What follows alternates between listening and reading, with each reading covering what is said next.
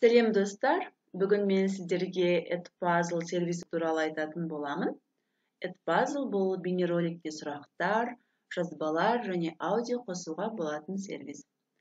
Edpuzzle мен қалай жұмыс жасаймыз? Әрине, ең бірінші сіз сайтқа тіркелуіңіз қажет. Ол үшін мұғалім ретінде тіркелесіз. Мұнда сізге Google немесе Microsoft аккаунттар арқылы тіркелу ұсынылады. Мен Google аккаунт арқылы тіркелемін. Және сіз тіркелгеннен кейін басты бетке өтесіз. Бірақ сіз ең бірінші тіркеліп жатсаңыз, сізге өз мектебіңізді таңдау ұсынылады. Ал тізімде егер сіздің мектебіңіз болмаса, өзіңіз қолдан қосуыңызға болады. Платформа алғашқы 20 бейнероликпен тегін жұмыс жасауға мүмкіндік береді. Бірақ сізге Edpuzzle сервисімен танысуға осы мүмкіндік те жеткілікті деп ойлаймын.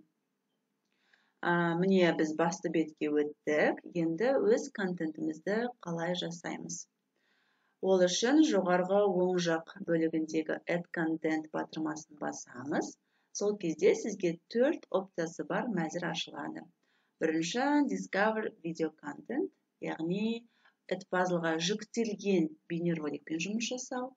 Upload a Video, бұл компьютеріңізден бейнеролик жүктеп салу. Record Video, өз бейнеролигіңізді жазу. Және Student Project, студенттік жоба жасау. Тағы бір айтатын жайт, егер сіз YouTube бейнелерін пайдалануды жоспарласаңыз, онда келесі әрекетті міндетті түрде орындаңыз. Ол үшін іздеу жолына Chrome Web Store деп жазып, іздеп, сол сайтқа өтеміз. Бұл сайтқа өткеннен кейін іздеу жолына Edpuzzle деп жазамыз. Міне бізге Edpuzzle шықты. Осыны басып, басу батырмасын басады екенбіз.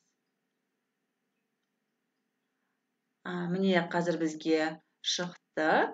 Бұл бізге не үшін керек? Бұл бізге, яғни сіз осыны құрғаннан кейін, әрбір YouTube бейнеролигінің астында, қазір YouTube бейнеролигін қарайық, астында мысалға мектеп Edit with Edpuzzle деген батырмасы шығады. Осы батырма арқылы сіз оны платформаға қосып, пайдалануды жеңілдетесіз, өзіңізге жақсы болады. Ендеше қазір біз бейнероликті енді өңдейік, яғни сұрақтар қосайық. Мен дайындап қойған қазіргі осы өсімдіктер түрлері видеосын YouTube'дан алып, өңдеп сұрақтар қосқым келіп отыр. Яғни міне қазір айтқандай, Edit with Edpuzzle батырмасын басамыз. Бізге жаңа терезе ашылады, міне видео ашылады. Бұл видеоны сіз толық көре аласыз. мектеп Немесе мұнда оны қысқартуға болады, қиып алуға болады. Өзіңіздің дыбыс аудио арқылы сұрағыңызды қоюға болады және сұрақтар түрлері. Сұрақтар түрлерінде дұрыс жауап таңдау бар, яғни multiple choice question, немесе ашық сұрақ және мұнда түсіндірме сөздігі де бар, түсіндірме жазсаңыз да болады. Ендеше қазір біз сұрақ құрастырайық. екен деп шеп-шеп, бірақ тамыры жылынбапты. Қайта өсіп шығатын шығар. Сондықтан да оны жем-тамыр деп атайды. Жем-тамыр? Міне, мысалға мына жерге біз сұрақ қояйық. Ашық сұрақ қояйық. Жем-тамыр дегеніміз не?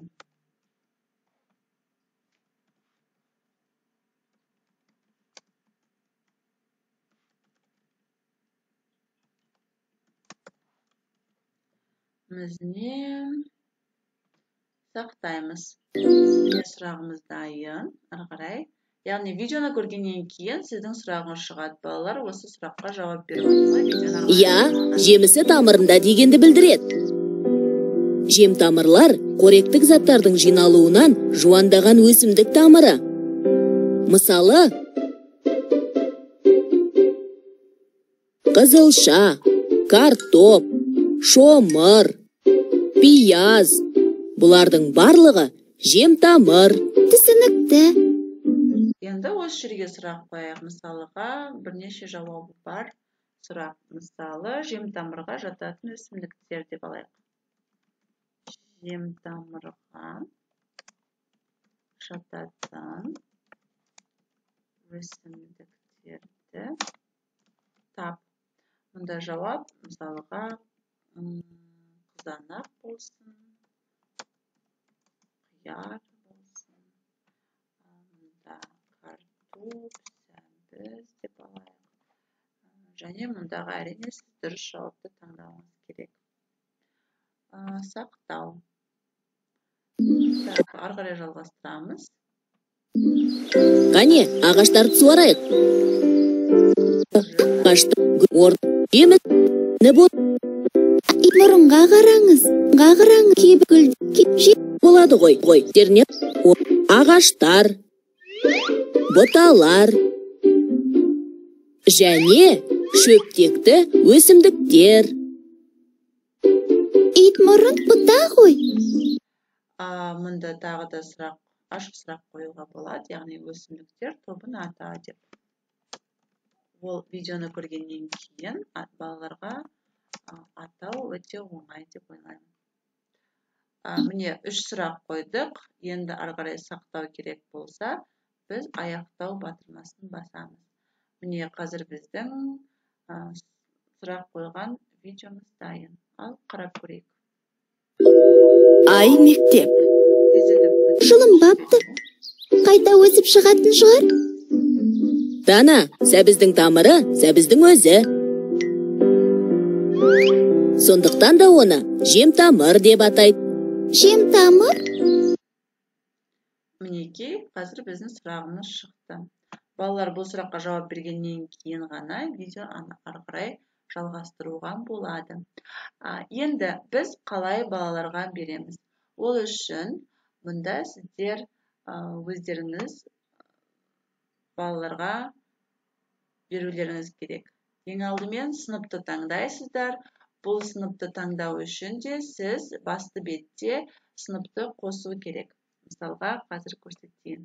Мұнда менің сыныптарым деген бар. Осыған плюс батырмасын бассаңыз, мұнда өзіңіздің сыныптарыңызды қосасыз. Егер сізде Google Classroom'дағы сыныптар болса, бірден осыны басу арқылы жібересіз, немесе басқа сыныпты басып, мұнда сыныптың аты жөнін, қай сынып екенін, қандай пән екенін жаза аласыз. Және оны мысалға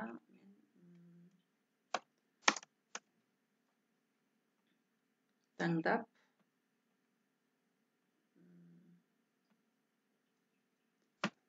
сыныпты басу. Және бұл жерге сіз оқушыларды шақыру үшін Invite Students батырмасын басып, бұндағы код арқылы немесе сілтеме арқылы балалар қосыла алады. Әрине ол сілтемені жібергеннен кейін де балалар бұл Edpuzzle сайтына тіркелу қажет болады. Бәрі түсінікті деп ойлаймын. Назарларыңызға рахмет. Жұмыстарыңызға сәттілік. Сау болыңыздар.